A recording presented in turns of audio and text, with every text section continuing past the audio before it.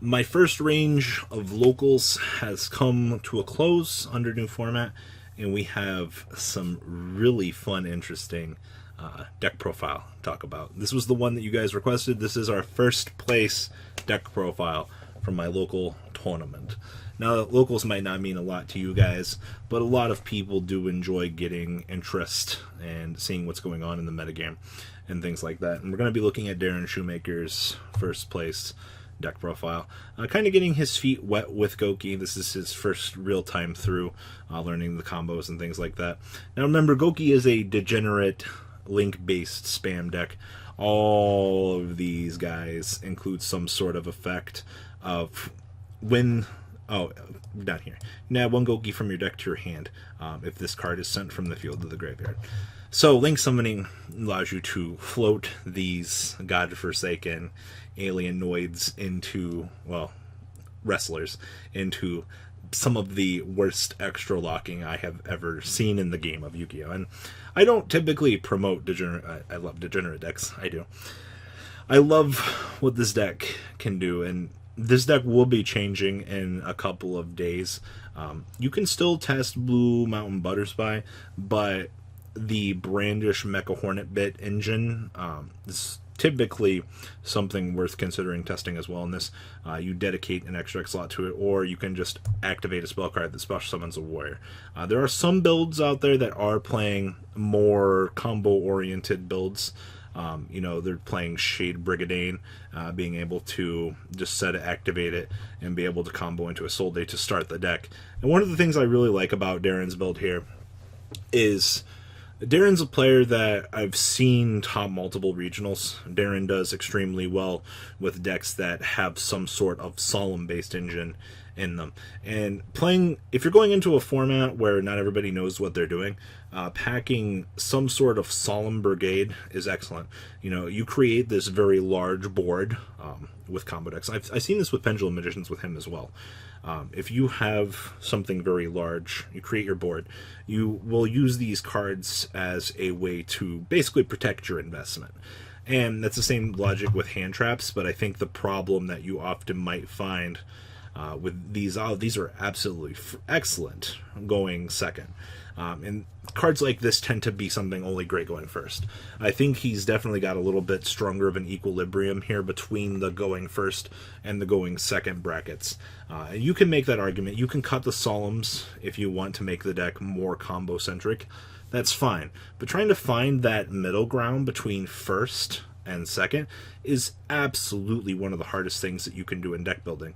And I will say, I think he found it here with this particular Goukis list. So he did finish 4-0 out of 15 people. Like I said, that doesn't seem like a lot to a lot of people, but fuck it. It's all about the experience. Now, how do Goukis win? Because I actually had a friend message me. He's like, dude, I don't get how Goukis OTK works. Well, first off, it's not a really OTK. You kind of just build this really large board and say fuck you to your opponent. It's all because of Firewall. If there's ever a thing that you should go for, well, first off, if you're playing Winter Cherries, I hear the argument to go for the Assault Day, but actually, if you go for the Firewall, the deck kind of just struggles. Remember, Firewall, if a monster this card's points to is destroyed by battle or sent to the graveyard, very important clause. You can special summon one monster from your hand. Typically, you'll set this little guy up down in the corner, and you'll continuously link off what you're doing. And since all of these Goukis have the beautiful, when this card is sent to the graveyard clause, once per turn, you recur another one. Your entire deck is just continuously fed through the Goukis engine, putting you at a much better advantage. And I cannot stress that enough. This is the problem with this deck. If this card did not exist, the entire combo-centric part of this deck just falls to the wayside.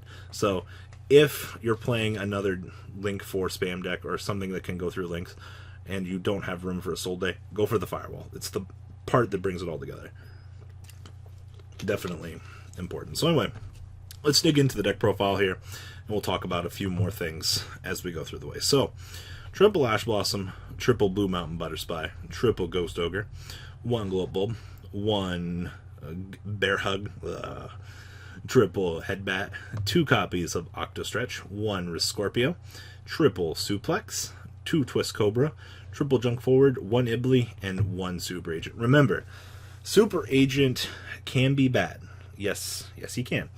But he's another warrior that you can reveal in your hand and make an attempt to special summon off of your opponent's deck. Also gives you free information off of what they could potentially be playing game one, if you miss or get it right, that you can build your castle as you need to. You might have to put a different link somewhere. That's absolutely fine. You know, this can make or break the situation. I've seen a lot of times where this can miss and you're just kind of stuck on a desert island. Sometimes it happens, but it's another warrior that can act as a combo extender to blow up a back row. Very excellent. I've actually seen this card be striked before. Makes me laugh. 1 Phoenix Blade, and by striked I mean striked in this deck. 1 Phoenix Blade, 2 Rematch, 1 Monster Reborn, 1 Moon Mirror, 1 for 1, 1 Rhoda, 1 Imperial Order, 1 Judgment, triple strike, and 1 warning. It's very important that you do have to play dead shitty equip cards, but the good thing with Phoenix Blade is this card at least gets to recur itself back, so when you're climbing up the Nightmare engine, you'll have discard fodder. And who knew a card from the DDT days would see relevant play again in this day and age. It's so good. And of course Moon Mirror is like the only other good equip. And then the extra deck, 1 Trigate, 1 Link Karibo, 1 Nightmare Unicorn, 1 Nightmare Phoenix, 1 Nightmare Mermaid, 1 Griffin, 1 Goblin, 1 Cerberus, 2 Isolde, 1 Firewall, 1 Kyrios, 1 Borreload, 1 Binary Sorceress, and 1 Invoker. Using Binary as kind of a monster to kind of bridge the gap between his zones, which is fun. Then the side deck was very interesting. 2 Kaijus, 1 The Last Warrior from Another Planet, 1 Ultimate Falcon, triple Twin Twister, triple Evenly Matched, 1 Magic Deflector, 2 Red Reboot, and 2 Waking the Dragon. This card, I joke about this being, well, I don't really joke about it, but people do. This is one of those cards that I think you should have. And I think this card is a side deck card because of this card. You gotta remember, the only reason why this card's good is because of this clause, unaffected by other card effects. You shit out a fucking 3,500 beat stick, your opponent's literal outs and spirals are drone. If you play the Blackwing one, which we can at the moment, you literally can't do anything with it. Borreload crashes into it. The thing that you do with this is you produce a very large boss monster that your opponent cannot answer. And it's very important when you look at Waking the Dragon and you understand this. Our locals is also pretty Altergeist heavy, so Red Reboot's very powerful. Deflector, I think he was kind of worried about True Draco, because we had quite a few of them at locals. Going into a new format, you don't really know what you're going to get yourself into, so this was a very excellent choice, evenly standard.